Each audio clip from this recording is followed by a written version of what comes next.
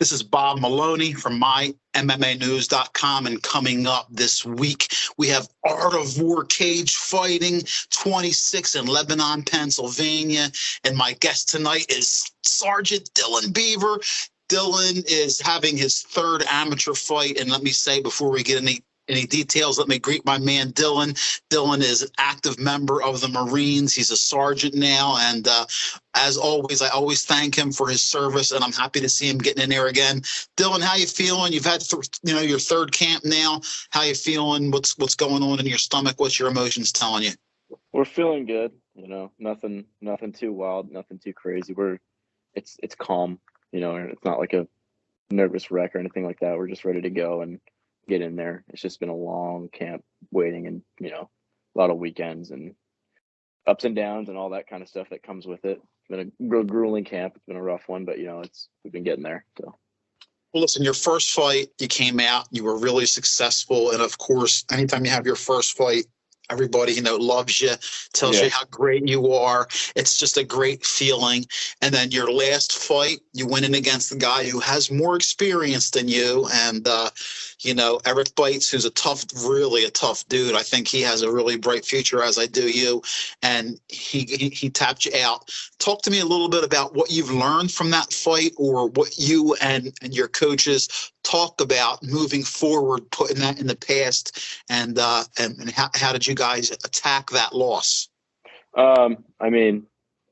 First and foremost, just kind of like figuring out like how we got to that position, because like the first two rounds you could have scored them my way, how it goes, but it was just like that late third round bad decision kind of thing. So we kind of dissected, how we got into that position and how we're not going to get back into that position at all, or anything like that, and just the right moves and the right steps that we need to take to just make sure that we don't go through another loss at all and just get back in the winner column. Now, when you go into the gym, right? I mean, you got a big team there, and it's growing over there. Do you get to talk to Jeff Crespin, who is your mixed is your MMA, your head coach? Do you guys get to talk a lot? Other than the physical part of the sport, I'm talking about the mental approach and preparing for it. Do you guys get to sit down and talk about that a lot? Yeah, absolutely. He's a very descriptive person. You know what I mean? In the sense of like he's got a way with words. I don't know how to describe it. He'll put you in like the mindset where it's like he can describe everything that's going to happen that night, just so it's like it's not like your first time going in there. And he does it every time. And he helps you get mentally ready, because it is a pretty nerve-wracking thing to go in there and fight somebody. Like, anybody who says like they're never nervous or never scared is a flat out lie. I believe that wholeheartedly. But he's got ways where he's able just like to calm the nerves and I guess give you some pretty good reassurance and let you really believe in your skills and your skill set. So Jeff Cressman is a student of the sport, and he's so well-rounded. You're in really good hands there. But listen, life sometimes happens, and being in the military, he told me that you had future plans. You were going to be heading out on deployment or heading to Washington. Tell me a little bit about that, how much longer you're going to be here, because we're going to miss you. But now that I have you on Skype, we can talk all the time. But tell me a little bit about your career, what's going on with your career as far as not fighting, and what you're going to be doing, because you get to work on, I know that you're very mechanical, work on helicopters, airplanes, all that good stuff. Talk to me a little bit about your career and where you're heading in the next, and when you have plans to do that. So after the fight, we like our unit, we've got like a couple things lined up. We're going to be shipping out, going a couple other places, and I'm going to be hopping on that in like December. So I won't be fighting throughout November or December, and then whenever we get back is when I'm pretty much separating out of the military, and I've been taking a lot of time getting, I guess you could say, like my academics in check, with like the rest of like my civilian certifications and all that kind of things like that. And then I've got a lot of really good job opportunities lined up for getting out in January, and I'll be probably going back out west to Washington State, pursuing like a job in like airline quality assurance, and just doing that kind of work, and then hopefully finding a home out there, and then getting back into the swing of things hopefully in the summertime. So listen, that's where your family is now. what's weird, Dylan, well, not weird, but what's crazy is, here you are in Pennsylvania and you're from Washington. I mean, you couldn't get further away, Yeah. East Coast, Yeah. West Coast. Now, you grew up over there mostly in the West Coast. Tell me, the difference for you between being in the East Coast and the West Coast as far as, what do you see as some of the big differences? It's really flat over here. You go out west, like the Pacific Northwest or like upwards of California, a lot of mountains, a lot of trees. Cascades are up there. So out here, I've been told from like locals, like, oh yeah, that's a big mountain. It's like, oh homie, that's a hill, dude. You know what I mean? It's really flat over here. It's really humid. I was never really used to the humidity out here. That's like a big thing. People are different. I've met a lot of like really, really nice, down to earth people out here, but met a lot of really snobby people. Like I'm a firm believer that, like Southern hospitality is real, but Northern hospitality is like top tier. So awesome. Well, listen, even me being from the East Coast, I can accept that answer because it really is the East Coast. There is a lot of let's say it. There's a bunch of assholes over here. Yeah, there is assholes every place. Let's get that. And as far as when you make the move, I mean, I'm assuming you're going to continue your training career. Have you even looked at where you might go and thought about that? Is anybody helping you with that? Yeah. I've been looking at other gyms. Jeff and I are we're, I guess, researching. You know what I mean? Like good places, good fits for like what I want to go do, and places for me to like pursue, like continue fighting and things like that. It's just it's hard to project though, because there's so many different locations that I could be going to within the next like 6 months that it's really hard to kind of like pinpoint. So we're really just kind of taking it one day at a time, and then until something's official is when we'll kind of be like, okay, so this is where I'm gonna probably go train at, or this is where I'm gonna pop into. Awesome.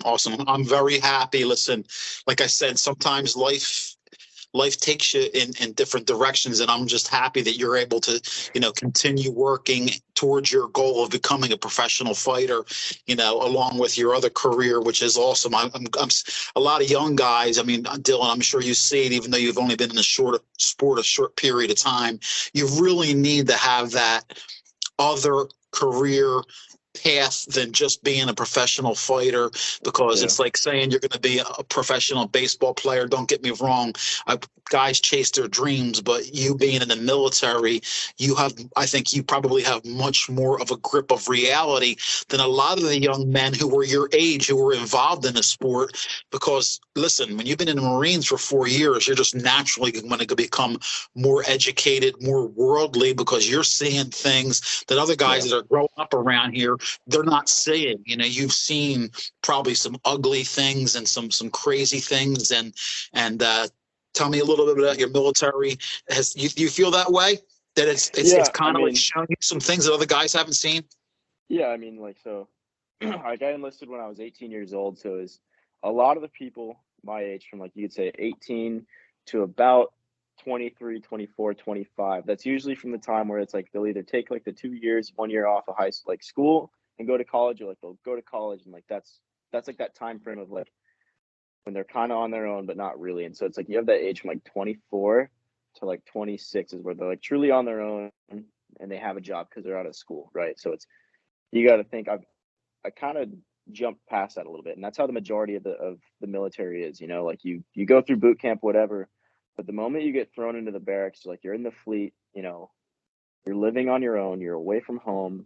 The military is just a job, you know what I mean? So it's like you have a job and you have bills. So it's like at that point, regardless if you're 18 or you're 22, you're forced to mature and really like put on your boots and be like, yo, dude, like I'm responsible for my own life at this point. So like you have to kind of mature and make those grown up decisions, and then you can't really, be in school and be like, oh, I'm a friggin' dang be a professional football player and I'm gonna do this for 8 more years, like going to my 8th senior year. Like you don't have the choice to do that.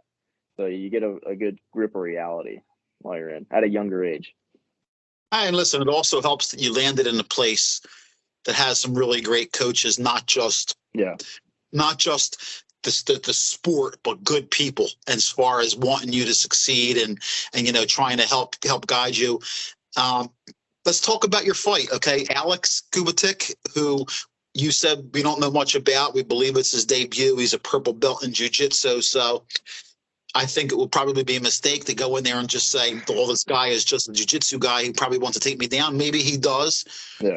What have you and Jeff talked about as far as your opponent in this fight, and what can I expect to see over there while I'm calling the fight? A lot of showcasing stand-up. I mean, we're ready to wrestle. We're ready to use jiu-jitsu, you know, in like the most like respectful way to put it. Like I'm not one to talk smack or like down anybody, but you know, we don't really care what you can't hide behind your belt color. You know what I mean? And it's like we feel like our jiu-jitsu is better than everybody else's jiu-jitsu. And that's like you got to kind of just have that confidence. So even though I'm just a blue belt, like I'm fully expecting that, like if it came down to it and I had to wrestle and I had to use jiu-jitsu, like I have the tools to be able to submit the guy. I feel like I've got like some decent experience, especially in just like straight jiu-jitsu matches and tournaments and things like that. So I'm fully confident in that ability, but the plan is just to, you know, keep the fight how we want it to go. Like if we want to wrestle like during the fight, like we're going to wrestle. If we want to keep it on the feet, like that's what we're going to do. So, you know, it's just like that humble, it's humble, but it's like, you know, we think our stuff's better than their stuff. So that's what we're going to roll with. Awesome. Once again, I'm with Dylan Beever coming up Art of War 26, and he will be in Lebanon, Pennsylvania, making his third appearance in the cage. Dylan, before we go, give some shout outs or some love to anybody you want, people who back home who are going to be watching on the pay-per-view, sponsors, anybody. You know, I want to shout out my man Eric. He's just going through a tough time from RYF. He's like one of my biggest sponsors out here. Just lost his son. He's a great man, you know. So I mean, give your condolences to him. He's going through a tough time, but he's a great man. All the rest of my sponsors out here that are local outside of Chesterfield and the Chesterfield Inn and the nursery and all that, you know, we love those guys. And back home, I love my family. My mom's going to be watching, so I hope she doesn't get too scared. She's not really a fan of watching me get hit, but, you know, that's life. And, yeah, all my buddies back home, you know, we're just going to do this one last time out here for the heck of it before we go start fighting out west, so. Awesome. Well, listen, if you're still here in January, you know, get on the Ground Zero grappling card. Once again, Dylan Beever, man, I'm a fan. I'm glad I've become a friend of yours, and I look forward to listen. Even when you move to back out to Washington, I'd love to talk to you. Continue telling your story, your journey into the fight game, and I'm glad that we have that camaraderie here. I'll always be rooting for you in life and in the cage. And my man, best of luck with your final weight cut, and I look forward to seeing you. I'm excited to be calling your fight again. It's always a pleasure to talk to you, Dylan. Give my best coaches as well. I will. I appreciate it, brother.